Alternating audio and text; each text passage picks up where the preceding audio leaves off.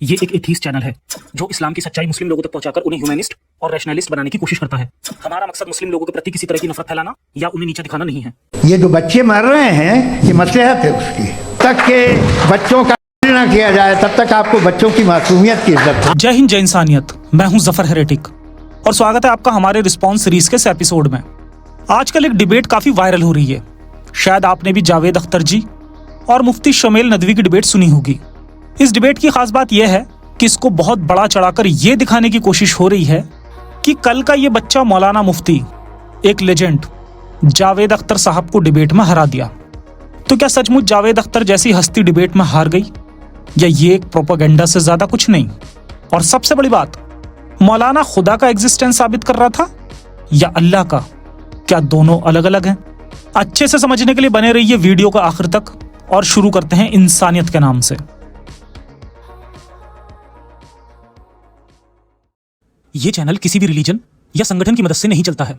इस नेक मुहिम में हमारा साथ दीजिए। इस चैनल की हर वीडियो पर पूरी एक टीम काम करती है और यूट्यूब से कोई खास अर्निंग नहीं होती। इस चैनल और मिशन को बनाए रखने के लिए आपकी रेगुलर मंथली सपोर्ट की जरूरत है। इसके लिए पैट्रियन या चैनल की मेंबरशिप भी ले सकते हैं या यूपीआई और पेपाल के जरिए भी हर महीने अपनी फाइनेंशियल कंडीशन के मुताबिक सपोर्ट कर सकते हैं। इस मिशन के एक सिपाही बनिए और गर्व महसूस करिए सदी के सबसे बड़े मिशन के सपोर्टर होने पर। आपने खास बात नोट की होगी, स्टूडियो में जो मोमिन बैठे थे वो मुफ्ती की हर बेतुकी बात पे ताली बजा रहे थे, जबकि बाकी लोग सिर्फ किसी खास दलील पे ताली बजाते थे। यही फर्क होता है अंधभक्तों में और रियल थिंकर लोगों में। कुछ लोगों को लगता है कि बेवजह तालियां पीटने से झूठ सच हो जाएगा, लेकिन ताली पीटो या सिर, झूठ झूठ ही रहता है। डिबेट के हर वीडियो के कमेंट बॉक्स में मोमिन नारे लगा रहे हैं, जीत गया भाई, जीत गया, हमारा मुफ्ती जीत गया। भाई, नारे लगाने से जीत हार का फैसला नहीं होता। दिल को बहलाने के लिए ताली बजा सकते हैं, नारे भी लगा सकते हैं। डूबते को तिनके का सहारा होता है, तिनके को कसकर पकड़ लीजिए। डिबेट का सब्जेक्ट था डज गॉड एग्जिस्ट। सवाल पैदा होता है कौन सा गॉड? इतिहास में 10-15 बड़ी सिविलाइजेशन थी। हर सिविलाइजेशन के 10-15 बड़े गॉड और हजारों छोटे गॉड्स और गॉडेस थी। आज उनके नाम ही बचे हैं, कोई मानने वाला नहीं बचा, क्योंकि वहां प्रचार की ताकत से क्रिश्चियन का गॉड आ गया और तलवार की ताकत से इस्लाम का अल्लाह आ गया। आप गूगल में लिखिए there is no god but Allah. अब इमेज देखिए, हजारों इमेज दिखाई देंगी जिन पे लिखा है there is no god but Allah. मतलब कि गॉड नहीं है लेकिन अल्लाह है। इसका यह भी मतलब है कि अल्लाह गॉड नहीं है, गॉड अल्लाह नहीं है। मुफ्ती साहब को अल्लाह पे बात करनी चाहिए थी, क्योंकि मुस्लिम तो पहले ही कहते हैं गॉड नहीं है लेकिन अल्लाह है। लेकिन आखिर प्रॉब्लम क्या है अल्लाह को गॉड मान लेने में? समझते हैं। ऐसा कोई गॉड नहीं हो सकता जो दूसरों को कत्ल करने के हुक्म देता हो। ऐसा कोई गॉड नहीं हो सकता जो लूट के माल के बंटवारे करवाता हो। ऐसा कोई गॉड नहीं हो सकता जो कब्जे में ली औरतों को गुलाम लौंडिया बनाने की परमिशन दे। कोई ऐसा गॉड नहीं हो सकता जो औरतों को कमअकल और आधी गवाही कहता हो। कोई ऐसा गॉड नहीं हो सकता जो नाफरमान बीवियों को पीटने को कहता हो। कोई ऐसा गॉड नहीं हो सकता जो नॉन बिलीवर को बदतरीन मखलूक कहता हो। कोई ऐसा गॉड नहीं हो सकता जो सैकड़ों बार जहन्नुम और आग की धमकियां देता हो। ऐसा कोई गॉड नहीं हो सकता जो प्यार नहीं नफरत सिखाता हो। ऐसा कोई गॉड नहीं हो सकता जो मरने के बाद शराब की नदियां और बड़े ब्रेस्ट वाली हूरों का लालच देता हो। ऐसा कोई गॉड नहीं हो सकता जो कम उम्र के लड़कों को शराब के प्याले थमा दे ताकि वो जन्नती मर्दों को शराब पिला सकें। ये किसी गॉड का किरदार नहीं हो सकता। तो कहने का मतलब यह है कि गॉड के एग्जिस्टेंस और अल्लाह के एग्जिस्टेंस में जमीन आसमान का फर्क है। और यही रीजन है कि ये मॉडर्न से दिखने वाले मुफ्ती मौलाना कभी मजहब पर डिबेट नहीं करते। मजहब तो आज हमारा टॉपिक ही नहीं था। ये जावेद अख्तर साहब जैसे मशहूर हस्ती से सिर्फ एग्जिस्टेंस ऑफ गॉड पर बात करके बड़ी बड़ी बातें करते हैं, बड़ी बड़ी टर्म्स यूज करते हैं और फिर उनके चमचे शोर मचा देते हैं कि इस्लाम की जीत हुई। अभी हम इस डिबेट का एनालिसिस करेंगे और कुछ पॉइंट्स दिखाएंगे, जिसके बाद आप खुद तय कीजिएगा कि कौन जीता। लेकिन अगर हम एक बार को यह मान भी लें कि एग्जिस्टेंस ऑफ गॉड पर जावेद अख्तर साहब हार गए, तो क्या इस्लाम की जीत हो गई? कमेंट सेक्शन में ना जाने कितने प्रोपेगेंडा फैलाने वाले लोग नाम चेंज करके कमेंट कर रहे हैं कि मैंने इस्लाम कबूल कर लिया, हिंदू से मुस्लिम बन गया। ये डिबेट देखकर अगर उनकी कमेंट को सच में मान लिया जाए तो उनसे सवाल, क्यों भाई, मौलाना साहब ने क्या अल्लाह का सबूत दे दिया? क्या उन्होंने इस्लाम में बीवी की पिटाई को जस्टिफाई कर दिया? क्या उन्होंने 6 साल की बच्ची से नबी की शादी को जस्टिफाई कर दिया? जिसे देखकर आज भी हजारों लोग मासूम बच्चियों का हक मार रहे हैं? क्या उन्होंने औरतों को आधी अकल होने को जस्टिफाई कर दिया? क्या उन्होंने गुलाम लौंडी को जस्टिफाई कर दिया? क्या उन्होंने ट्रिपल तलाक या हलाला को जस्टिफाई कर दिया? क्या ये चीजें जस्टिफाई हो सकती हैं? भाई, तुम्हें गॉड के एग्जिस्टेंस प्रूव होने से इस्लाम कैसे सच्चा दिख गया? चलें, अब लौटते हैं डिबेट की तरफ, और साथ ही अपने उस पॉइंट की तरफ भी कि क्यों ये मौलाना लोग मजहब पर सवाल से भागते हैं। इस डिबेट में भी मॉडर्न मौलाना ने इस पॉइंट को पहले ही क्लियर कर दिया था। लिहाजा आज की डिबेट में मैं एक भी एविडेंस किसी भी मजहबी स्क्रिप्चर से नहीं दूंगा। तुम्हारे मजहबी स्क्रिप्चर में एविडेंस है कहां भाई? दोगे भी कहां से? तुम्हारा सिस्टम इस पावर प्लग की तरह है। अल्लाह की गवाही कुरान देता है, कुरान की गवाही अल्लाह देता है, जो कुरान में लिखा है। अपनी ओपनिंग में ये मौलाना पहले ही स्क्रिप्चर से एविडेंस ना देने का बहाना कर देता है। उसके बाद ये एक बहुत बड़ी हिपोक्रेसी दिखाता है। जरा ध्यान से देखना कि साइंस का ताल्लुक एम्पिरिकल एविडेंस है और एम्पिरिकल एविडेंसेस का ताल्लुक हमारे नेचुरल और फिजिकल वर्ल्ड से है, जबकि गॉड नॉन फिजिकल और सुपर नेचुरल रियलिटी है। लिहाजा नॉन फिजिकल रियलिटी को आप उस टूल के साथ नहीं चेक कर सकते जिसका काम फिजिकल रियलिटी को तलाश करना है। लिहाजा आज इस डिबेट में गॉड की एग्जिस्टेंस को साबित करने या उसे डिनाई करने में साइंटिफिक एविडेंस को एक्सेप्ट नहीं किया जाएगा। इसका कहना है कि खुदा फिजिकल रियलिटी से परे है, इसलिए दुनियावी चीजों को उसके एग्जिस्टेंस को पता करने के लिए नहीं इस्तेमाल करेंगे, मतलब साइंस का इस्तेमाल नहीं होगा। लेकिन थ्रू आउट द डिबेट ये बंदा उन्हीं फिजिकल बातों से खुदा को प्रूव कर रहा है। चलते आपके सामने अचानक आपने देखा एक पिंक कलर की बॉल पड़ी हुई है। सबसे पहला सवाल आपके जहन में क्या आएगा कि ये बॉल यहां क्यों आई, कैसे आई?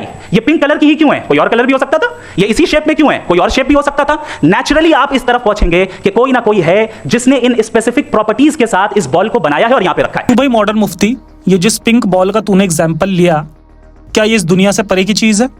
मतलब खुदा को डिनाई करने के लिए दुनियावी चीजों का इस्तेमाल नहीं, लेकिन उसकी मौजूदगी को साबित करने के लिए दुनियावी चीजों का इस्तेमाल जरूर करेगा। उससे भी बड़ी हिपोक्रेसी की बात यह है कि ये गॉड के एग्जिस्टेंस पर बात कर रहा है, अल्लाह पर नहीं।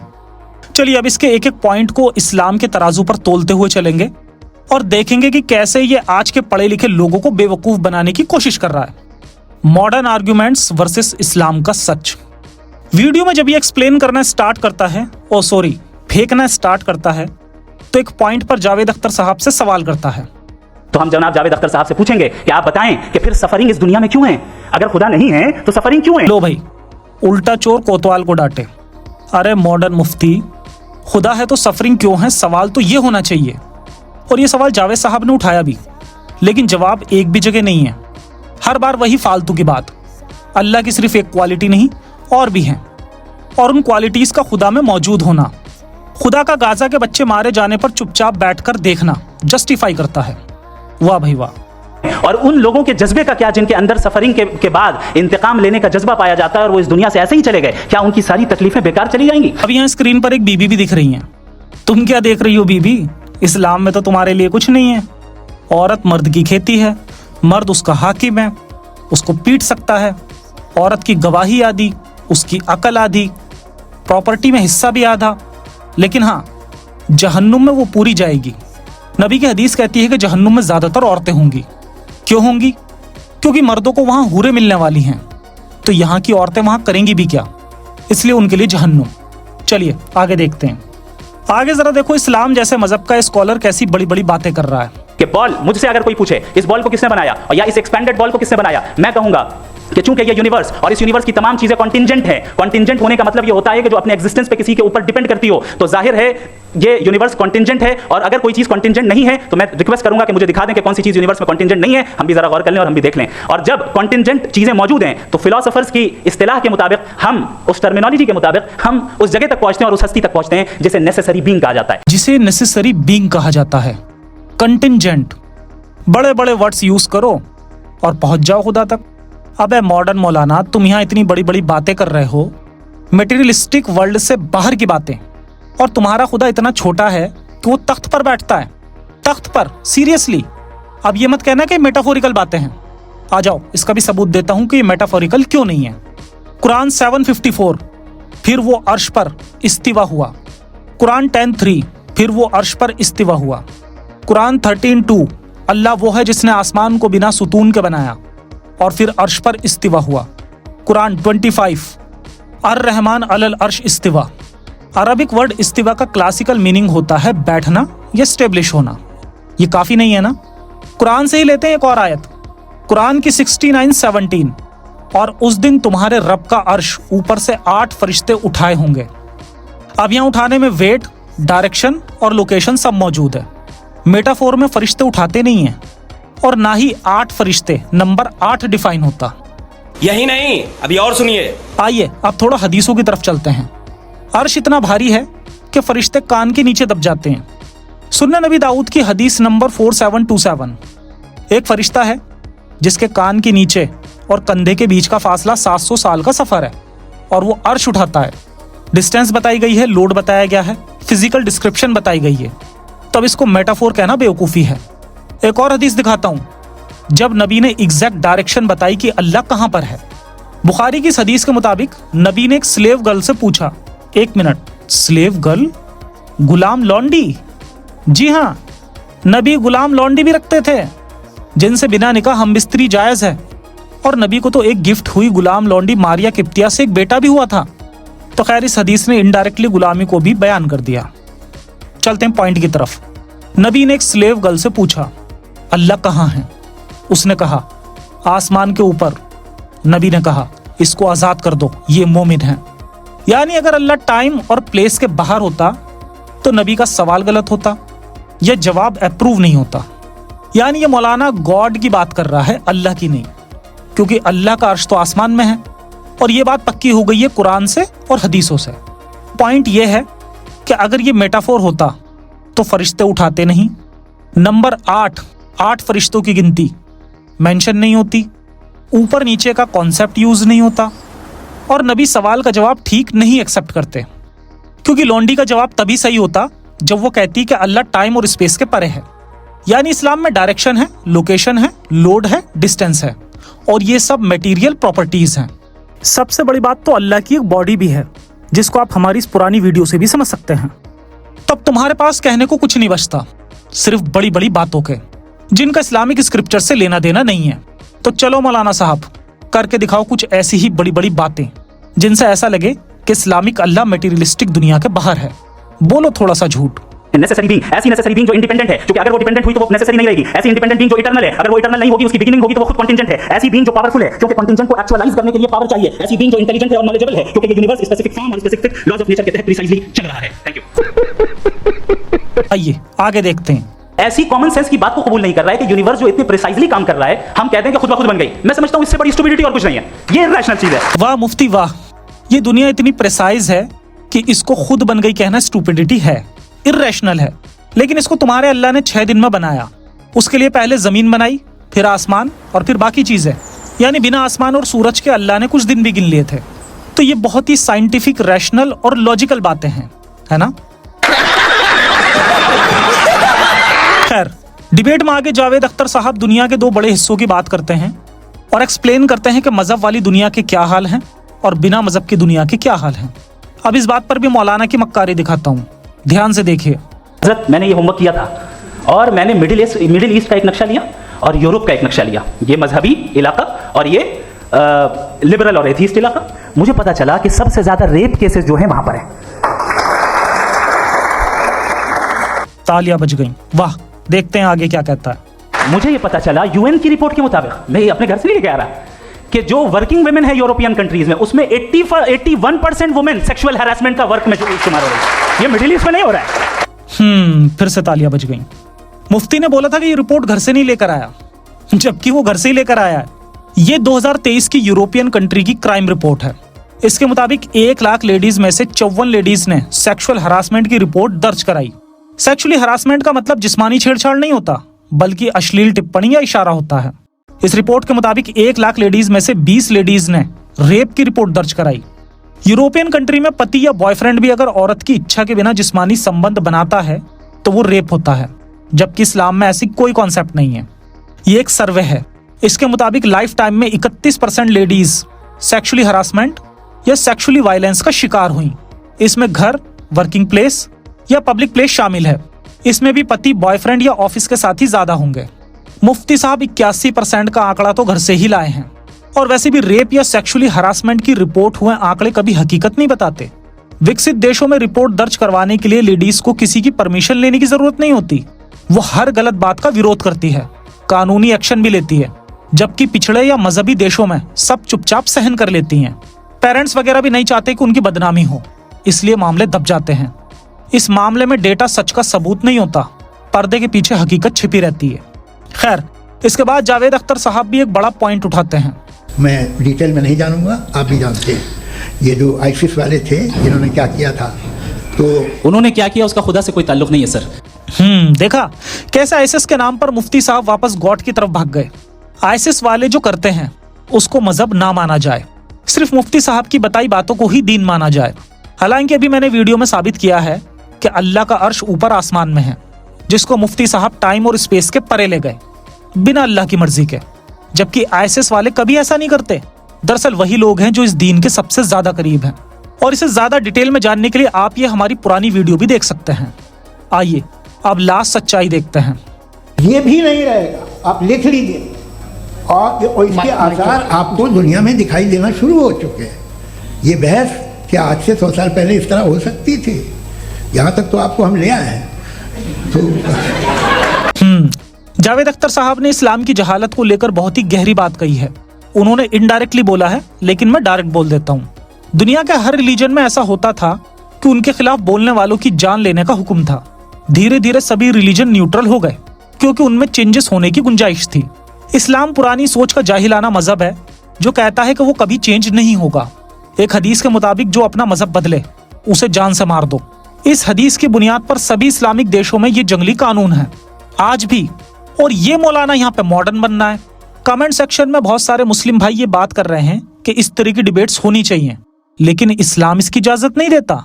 इस्लाम के मुताबिक जावेद अख्तर साहब जैसे लोग जो हैं वो मौत की सजा का हकदार हैं।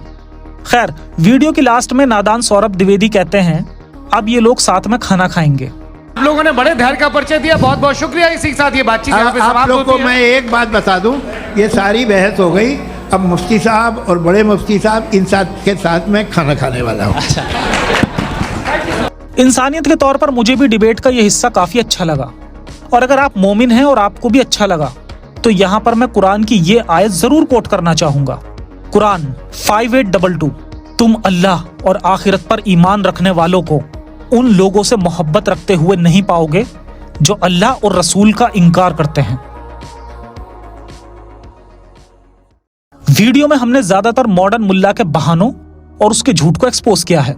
इस वजह से जावेद अख्तर साहब की क्लिप बहुत ही कम या ना के बराबर यूज हुई। जावेद अख्तर साहब के सभी लॉजिक बहुत ही रियलिस्टिक और दमदार थे और मैं बिना कोई शक और शुबा के उन्हें इस डिबेट का विजेता घोषित करता हूं। और जाते जाते जावेद अख्तर साहब ने अपनी ओपनिंग में जो बहुत ही बेहतरीन पॉइंट रखा था उसको मैं यहाँ पर हाईलाइट करना चाहूंगा। देखिए, ये खुदा का तस्वुर कोई नया तस्वुर नहीं है, ये सदियों से रहा है।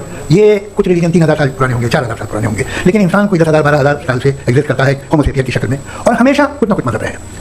ये मजहब जाहिलों के नहीं थे, ये मजहब एक ऐसी ग्रीक सोसाइटी के थे जहाँ बड़े बड़े फिलोसफर पैदा हुए। ये मजहब इजिप्शियंस के थे जिन्होंने पिरामिड बनाए थे। ये रोमन्स के थे कि जिनका आर्किटेक्चर और सेनेट यानी पहली बुनियाद डेमोक्रेसी थी, लिमिटेड थी मगर डेमोक्रेसी थी, ये उन लोगों ने किए थे। तो इनका जो जुपिटर था, रा था, ज़्यूस था, उन्हें उस पर इतना ही एतमाद था जितना आज किसी मजहबी आदमी को अपने खुदा पे होगा। क्रिश्चियनिटी आने से पहले यूरोप में एक मजहब था जर्मनिक रिलीजन, उसका एक खुदा था, उसकी एक बीवी थी, उसके 2 बेटे थे, एक बेटी थी। फिर जर्मनी में जब यूरोप में क्रिश्चियनिटी आई तो वो खुदा, उसकी बीवी और पूरे खानदान चला गया। तो हमने अगर हम हिस्ट्री देखें तो खुदा जो है वो ज़्यादातर फ़नी है, वो हमेशा रहे नहीं। और वो जो लोग इन्हें मानते थे उनको आप तो जाहिल थे, उन्हें तो कुछ पता ही नहीं था। ऐसा नहीं है, वो अपने वक्त में बड़े काबिल लोग थे और अपने वक्त में उन्होंने बड़े बड़े काम किए हैं, फिलोसफर थे, साइंटिस्ट थे, लेकिन उनका मजहब कहाँ गया, उनके खुदा कहाँ गए? आज जो खुदा है दुनिया में लोग उन्हें मानते हैं। आपको क्या मालूम कि कितने बरसों के बाद क्या होने वाला है? एग्जैक्टली जो रिलीजन आज से 3000 साल पहले थे वो आज नहीं है, और जो रिलीजन आज हम देख रहे हैं वो भी शायद अगले 3000 साल में दिखाई नहीं देंगे। इम्पोर्टेंट और कॉमन है इंसानियत, जो इंसान में तब से शुरू हुई जब से उसने सोचना समझना शुरू किया, और आगे भी यही इंसानियत इस प्लेनेट को आगे ले जाएगी। वक्त का तकाजा भी यही है कि लोग कट्टरता को छोड़कर इंसानियत को माने, जो आने वाले वक्त में जरूर होगा। यही बात जावेद अख्तर साहब भी इसी शो में कहते हैं। ये एक फरसूदा ख्याल है, ये खत्म हो रहा है। हो सकता है मेरी ज़िंदगी में ना हो, लेकिन ये हो जाएगा। जो बातें ये इनको आप मेटाफिजिकल ये वैसे रिस्पेक्टेबल टर्म दे दिए, ये तो उन लोग के हैं जिन्हें ना फिजिक्स मालूम थी ना मेटा मालूम था, ये उन्होंने आपको दिए हैं। जावेद अख्तर साहब की तो खैर उम्र हो गई और हम उनकी लंबी उम्र की कामना करते हैं। लेकिन मुझे भी नहीं लगता कि उस टाइम को हम अपनी आंखों से देख पाएंगे। अगर मरने से पहले देख पाए तो बहुत खुशी महसूस होगी, और ये हमारे रहते हो जाए। इस सपने को केवल आप लोग पूरा कर सकते हैं। जितना हो सके इस वीडियो को ज्यादा से ज्यादा लोगों तक पहुंचाएं, ताकि मजहबी कट्टरता खत्म हो और इंसान इंसानियत का सही मतलब समझे। अपना ख्याल रखें। इंसानियत हाफिज।